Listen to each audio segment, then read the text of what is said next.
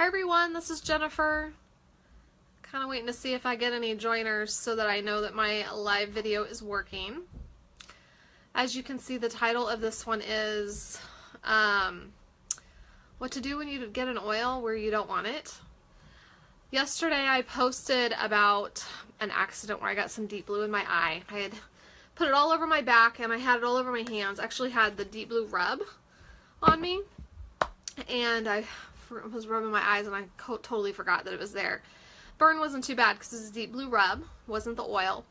But I do want to talk about that because we actually have a lot of people that I hear stories all the time in the groups that I'm in and even with my own customers where they get an oil somewhere and they experience the discomfort of getting an oil where you don't want it. So before I talk about that though, I want to talk about 3 places that we never ever put essential oils. There might be exceptions to 2 of them, but I'm not going to talk about those because I want to do never evers. So one place is your eye. You never ever drop an essential oil in your eye or even get it too close. I've had so many people come to me about things like styes and other like issues with the eyes, and you really, when you do that, you want to put the oil around the area. See, essential oils move in and out of tissue, so just by getting it close to the area, you're actually going to get it where it needs to go. So you don't want to get too close. But man, I've had someone tell me how they use lavender as an eye drop because they heard it helps with itchy eyes that come with the seasonal issues, and lavender in the eye. You wouldn't think that one would hurt, but it does. It hurts quite a bit actually. So number 2 place is inside the ear. You don't ever lay down and drop an oil in your ear. Again, I hear stories about that all the time.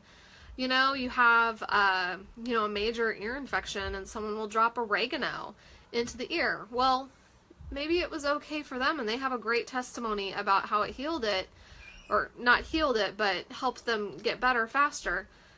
But you know, there's some horror stories that can go with that too, and you can end up really hurting yourself. So we don't want to put an oil down there.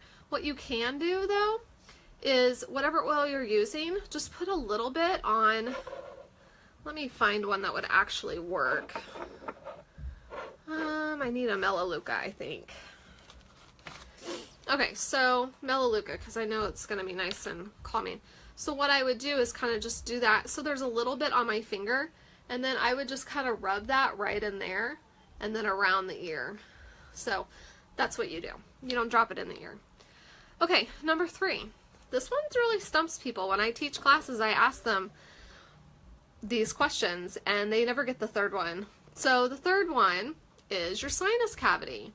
So you're wondering, how do I get an essential oil in my sinus cavity? Well, you can do it through a neti pot or a sinus rinse. Neti pots are made out of ceramic usually. Sometimes they're plastic, but ceramic ones, people think, oh, let me put an oil in that. I want to remind you that oil and water does not mix. So when you do that, you are getting a concentrated drop or 2 in your sinus cavity, and that can be incredibly irritating.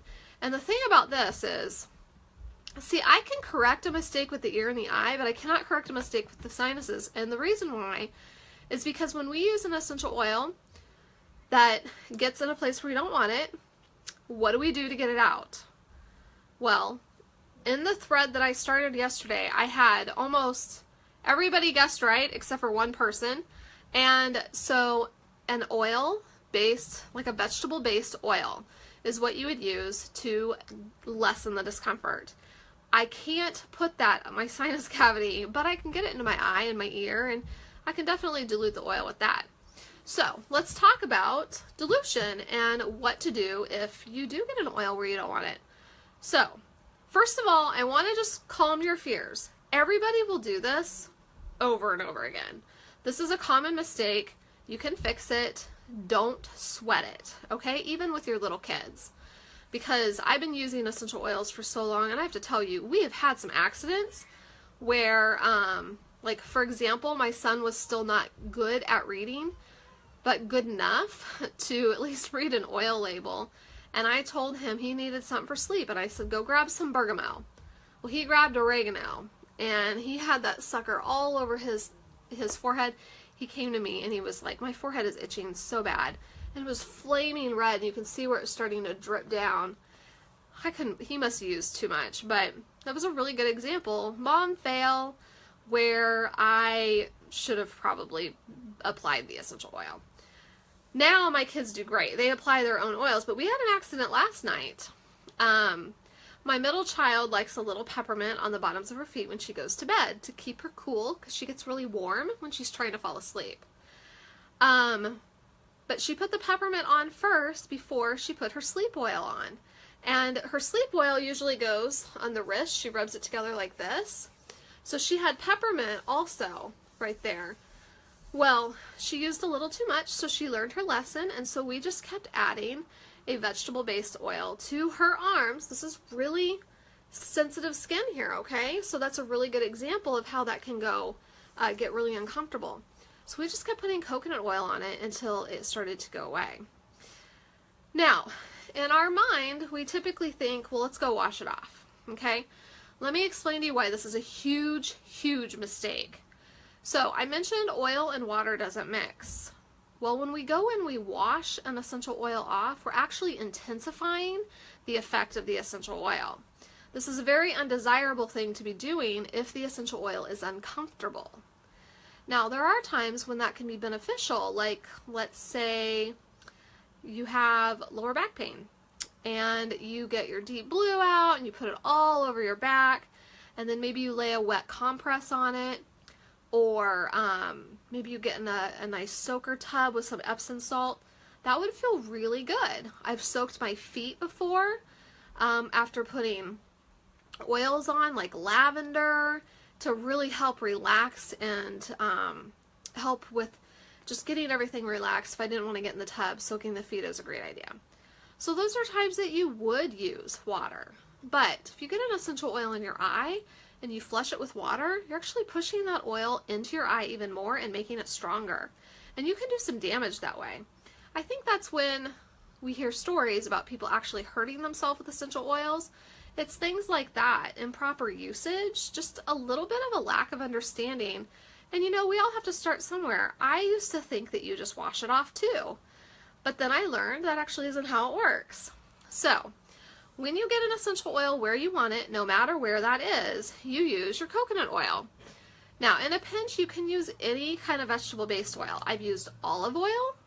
I have used, canola oil when I was at someone else's house and I forgot to bring my little bottle of coconut oil with me with my oils. So you can use any of that. Now, what I try to use is just the fractionated coconut oil. But really any oil will work. And I have, before even internally, taken a veggie cap of, I believe it was just On Guard and oregano because I wasn't feeling too well. And once that capsule started to dissolve, I could really feel that burn down there, and I could tell I had used too much. So I just took spoonfuls of coconut oil and swallowed them, and then the burn went away. So that's how I diluted it in my stomach. So when you do that, you can just, it doesn't take much. If you get an essential oil in your eye, you know, you can just take a little bit of coconut oil and just rub it around. Some of it might actually get in your eye and you'll have a little blurry eye for a little while, but it will feel so much better. And that works for the kids as well.